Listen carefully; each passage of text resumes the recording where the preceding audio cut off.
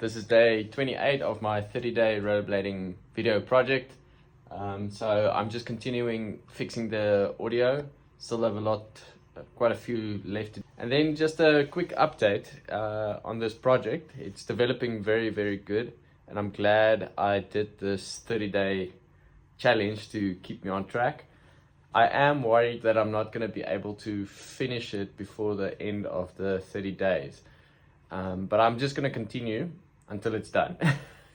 That's how it's looking now. So we're going to push and going to try and get this up as soon as possible. But let's continue. Let's keep making progress. And then I'm thinking to have like an online premiere if anybody wants to join. I'm not too sure how you set those type of things up, but I think it can be a way to share this project with everybody.